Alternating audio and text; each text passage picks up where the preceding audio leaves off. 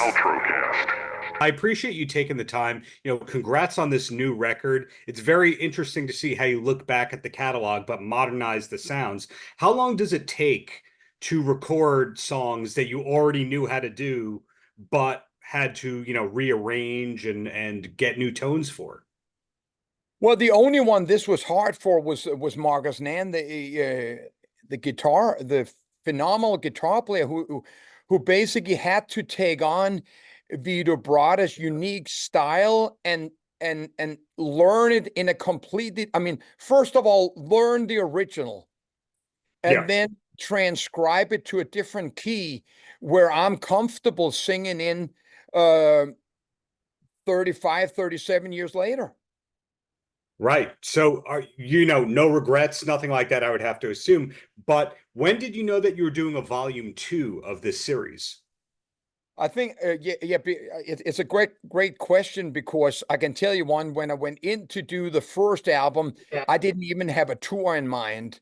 I didn't even have the idea that this would go on the road. Mm-hmm. But once we hit the road and I saw how excited fans were to hear these songs again, it was crystal clear to me that I would do a volume 2, and then going in to do the volume 2 became more interesting, because there we started looking a little bit more on the music. When we were doing the volume 1, Mm-hmm. there were songs we couldn't get around, so it was clear what we were going to do on that album, but when it came to volume 2, this was, in many ways, it was like, well, now it's our album. Now we're going to do the songs we like to play. Right. So seeing how many albums that you recorded with White Line, you technically could do a volume 3 and a volume 4 if you wanted. Is that out of the question? No, it's not out of the question.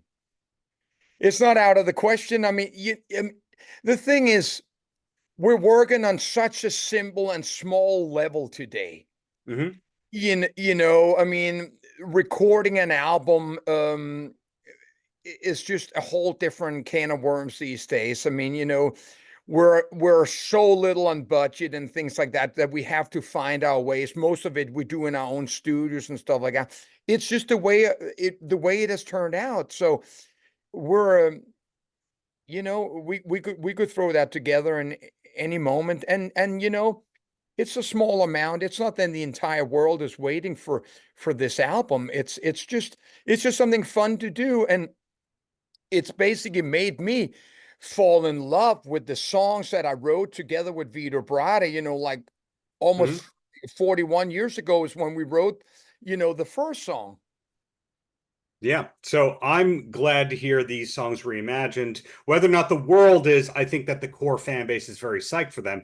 But something that intrigues me about you is that you had fame before White Lion in Denmark, Spain, parts of Europe, and all that. You never revisited that catalog. Is that a never say never thing?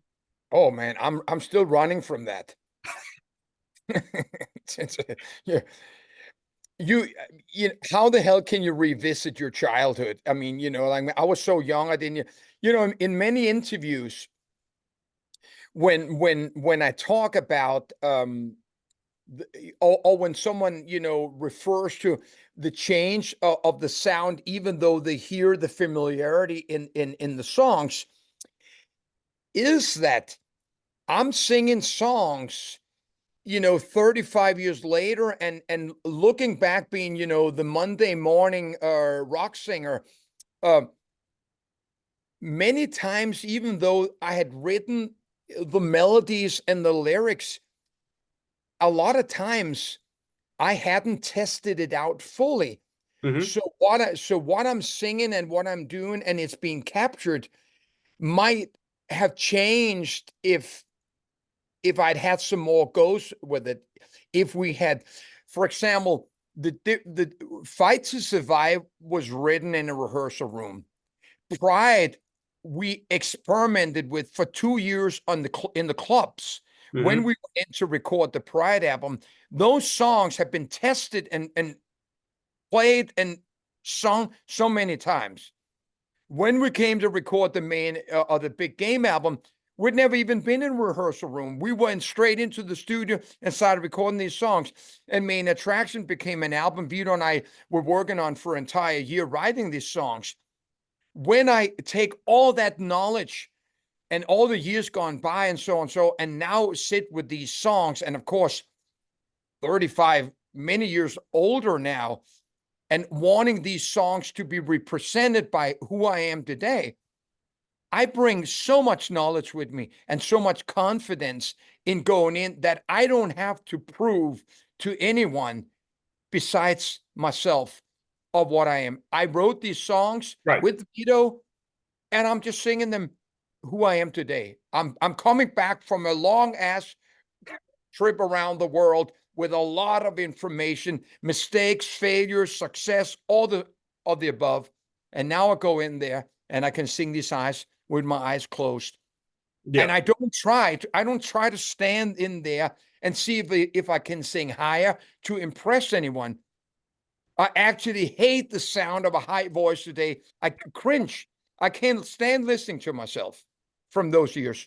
Well, I can stand listening to you. So take the compliment. The reason I was asking about the old material is your career has had a lot of reconnecting with roots, not just with White Lion, but working with Fleming, Rasmussen all those years later, doing your first Danish language album only a few years ago.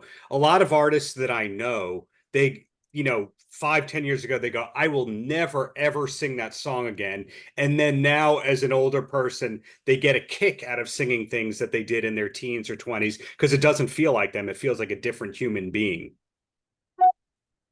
There are times, as much as I became a heavy metal fan when the new wave of British heavy metal came around, and I was living in Spain, and it's Mhm. just, my hair was just start growing blonde, and at the same time was listening to, Van Halen, Journey, Cheap Trick, Kansas, uh, all the bands that I loved. When it became into that, early 80s and stuff, it's almost like it was boxed in. There were rules and guidelines of what you couldn't go outside, and Right. everything in the 80s had to be one way. You couldn't suddenly do that. But when I look back at the songs, I do see that I went against the grain in times, both lyrically and in my own way, wanting to stray away. I mean, that's one of my solo albums that's called Stray from the Flock. And it's sort of like just, you know, a little bit of a hint at, as much as I wanted to be sort of like the visible of David Lee Roth on stage and everything he had brought in there, I had nothing in common with him, lyrical wise, melody wise, mentally wise, or anything like that. And as much as I wanted to be, Vince Neil, I don't know if I really wanted to be Vince Neil, but I certainly liked Shout at the Devil, and I thought it was a Yeah. phenomenal band that time. Yes. Deep inside, I had grown up surrounded by the sound of Bob Dylan, Neil Young, all Oh, the Danish folk artists and stuff like that. I was never meant to become the person that I became. But my songwriting, when you take the faders down and the distorted guitar disappear, you will hear me sitting there with acoustic guitar writing these songs. And that yeah. is the foundation of everything my Tramp is. So you mentioned David Lee Roth's name, not me. The reason I point that is I wrote a book about Dave that came out earlier this year. I'll send it to you if you want. But it's funny how many ways that your career has kind of intersected with Dave's, from Lamenzo to a certain costume designer and all that. For Hey, you, I listen, man. I met Dave Lee Roth in 1981. It's one of these. I told this story live on the Steve Jones Rock Show and things like oh, that, because I'm probably one of the only ones in the world who have ever met Van Halen and been the only one there when they came to Spain, and I was there, and we won the same record company and stuff like that. And I got the chance. I got the chance to present my band album to Dave Lee Roth in his hotel room, only Dave and I sitting there. And I well, remember him, first of all, I asked him what it would take. And that's 1981. And he goes, you're going to have to go to America and you got to play the clubs for at least 10 years. two years later, or a year and a half later, I went to America and started playing the clubs in New York, and so in many ways, I was looking at all that stuff, and since I feel let's just finish what you just brought up there, seeing in reality that what I thought Dave was to me, basically he revealed later on in his career that he was so far from being that rock singer Yeah. that I thought he was, that in reality he should just have gone straight to vaudeville and Las Vegas, because Yes. deep down inside that seemed like was his passion. He wasn't going to be a Rob Halford or Bruce Dickinson or Ronnie James Dio. Yeah. He was just and so on, so on, so sometimes you see something, but maybe there's a little bit more to how did he end up there, and is he going to stay there, or is he on the way to somewhere else? Well said. I have one more Van Halen question, then I'll bring it back to the Mike Tramp show here, Can which never is be too many Van Halen questions. there is with me, but in your case with Van Halen, most people that I speak to of a certain age that are from Europe only really knew Van Halen from one or two hits. In other words, Deep Purple was 25 times bigger in Europe than Van Halen was. Did you know the whole Van Halen catalog, or is it just your label went, here, check this out, and that's how you found Van Halen? We had a friend of ours. When I was living with my first band, we were living in a house together, and we had this friend that every second week would come. He was working in a record store, and he would bring new rock and roll and stuff like that. And he brought the Van Halen one, and I flipped it round and I looked at the pictures, and I was almost afraid. Now that I know how young they were, Yeah, like you mentioned 24. Deep Purple. That's Yeah, the sort of thing that it was. When we put that record on, we sat there for the whole side one with our jaw down on the ground. We had, this band had grown up on Purple, um, all the Zeppelin, of course, Stones, Black sure. Sabbath, all the big British rock bands. So it wasn't. When we heard that, we just went, "Wow, what Yeah, happened there?" And sure. it was one of these great things that I loved about the American sound meeting up with what maybe would have been the foundation of hard rock coming from Zeppelin and Purple and Black Sabbath all combined there, which is something, you know. I got the same feeling when I heard, the high voltage AC/DC. I just say, where's this coming from? I've never in my life heard anything like that. There's never been two records that had that big of an impact on me, going, wow. Wow. So you had different taste in a very good way because of record store friends and all that kind of stuff. Yeah, That well, answers the the question. thing, we were just open. We were listening to music. Yep. We weren't presented to the band American radio wise or through television. We're living in Denmark. There's one channel that starts at 4:30 in the afternoon Yes. and ends at 11 o'clock. So and radio was not playing stuff like that. We had one national radio.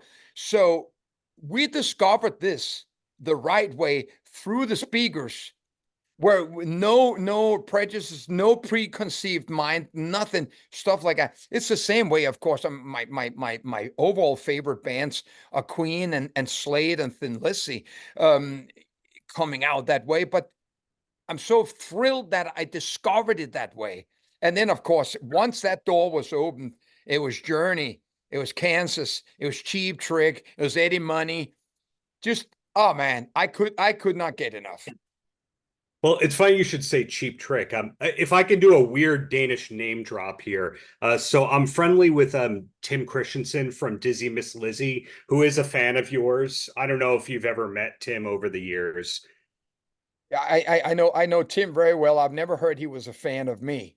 He liked White Line. He may not be public about that. I may have to edit this No, out. he'll definitely be public, but it's nice to hear. I happen to Uh, be I happen to be a big fan of his soul albums, and I've told him that. Yes. So Tim, one of his favorite bands is Cheap Trick. And he has flown to other countries to see Cheap Trick because he told me that they were virtually unknown in Denmark. Is that true? Yeah, so I think they've only played them. I was at Cheap Trick's first concert in 1978 when they were playing Gonna Wow. Raise Hell before he even came out.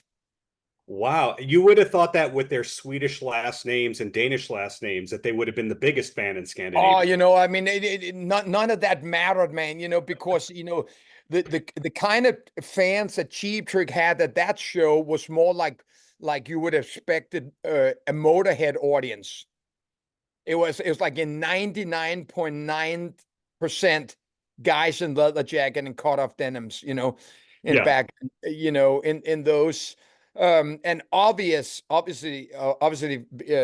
Tim is a massive Beatle fan, and of Yes. course, Cheap Trick's name came out because they thought they were a cheap version of the Beatles and stuff like that. And it also happens to be, why why I like them is the melodies and stuff like that. I mean, Cheap Trick is the reason why we ended up working with Richie Zito and doing the main Oh, attraction album, because we were in the studio when they were doing was it Lap of Luxury with Black and Blue on and things like that. They were yes. yeah. Is either that or the Doctor? It was one of those mid '80s No, albums. it's not the Doctor. It's Yes. no, it's a no, it's a Black and Blue, and and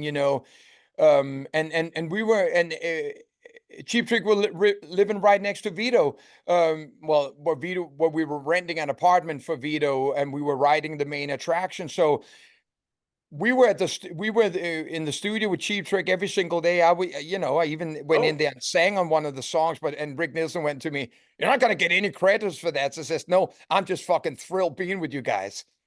And that's when Rick told us, "Man, why don't you talk to Richie?" And then, we started talking to Richie. And then says, "Yeah, let's do the album together."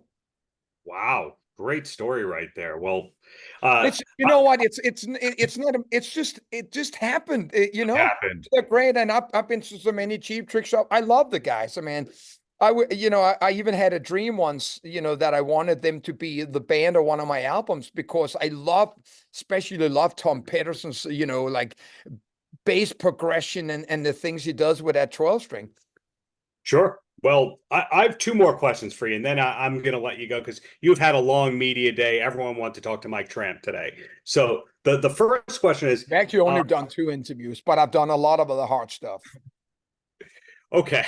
Well, I'm not saying that this is Tim that said this, but a Danish friend of mine, when I asked How him many why, Danish friends do you have? I don't know any Americans who got any friends in Denmark. a few. Okay. You Okay.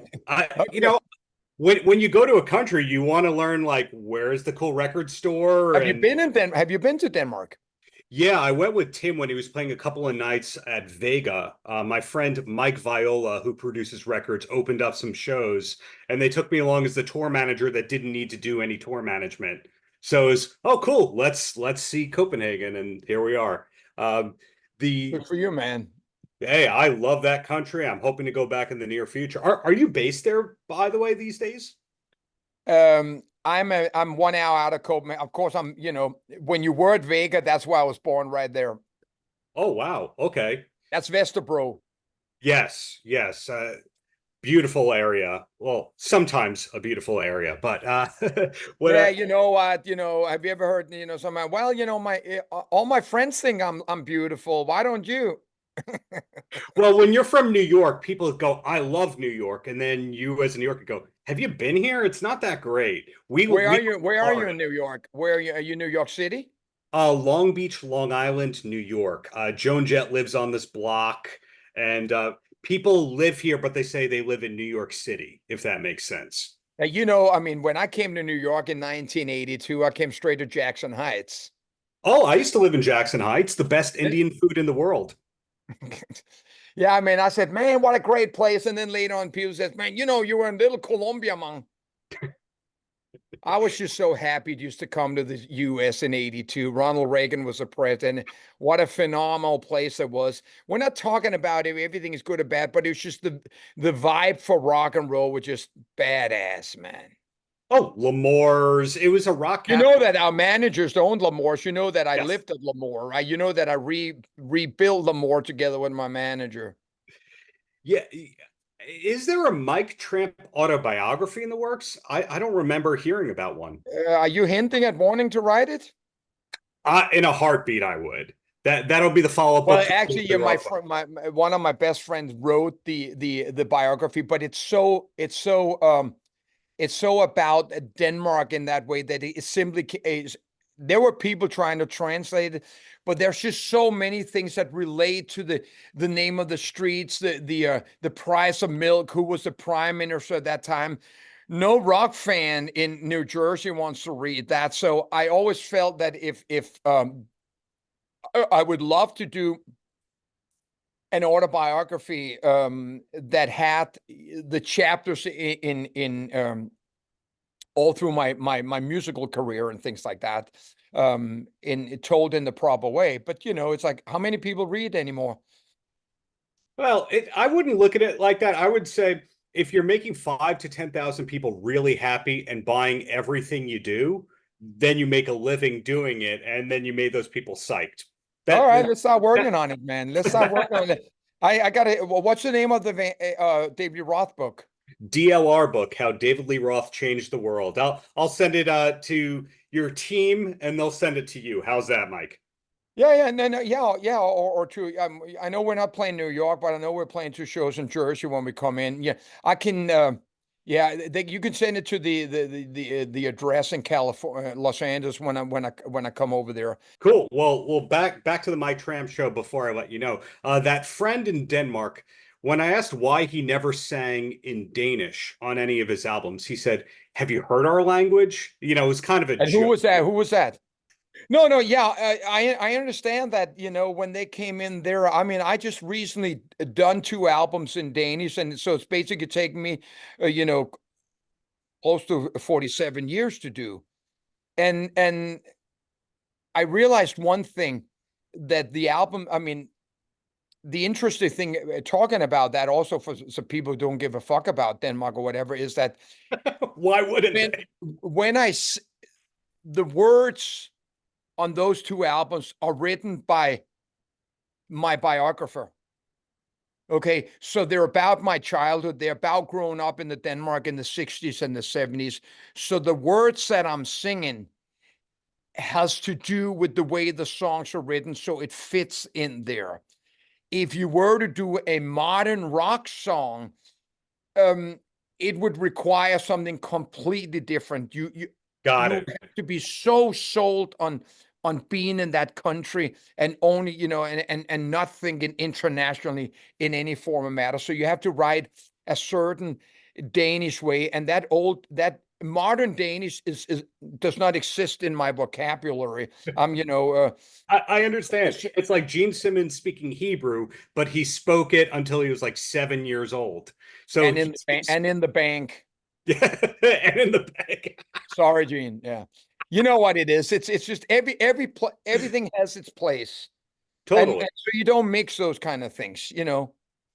Totally. No, that makes sense as to why it was a different artistic triumph to do something like that, as opposed to a commercial global thing to license out to Japan in a big way, and then you play all those songs start to finish. That makes sense. So the last question I had for you is, where in New York did you live besides Jackson Heights? Because you were here for a bunch of years. I'm dude, this is a journey that many pilgrims will follow. I moved from Jackson Heights to the Roseville Island, which is that island Oh, that's underneath yeah. the 59th Street Bridge. The And in King those days, Kong cable cars. you have Love to that. take the cable car into Yeah. Manhattan. And then I would leave from there, take the cable car, take a bus to the train, take the train down to the Staten Island ferry, taking the Staten Island ferry to another train to the rehearsal room. And then I would have another 3.5 hours back. Not once did Vito drive me home. And That's then later on, my first girlfriend in America, in New York, was living up on 90th Street in the East Coast. Then I was up there. Then I moved to Staten Island. And then, you know, finally, before I moved to California, I lived in Jersey. So that plus Spain, plus all the different places you lived in Denmark, you probably have 3 passports by now. Well, no, I've never changed my citizenship or changed my passport, but yeah, I've changed my girlfriend. Well, Mike, thank you for the decades of great art, great music. Really looking forward to what's to come, whether or not there's a volume 3 of the Songs of White Line. Well, you know what they said about that Kiss farewell tour. Paltrocast.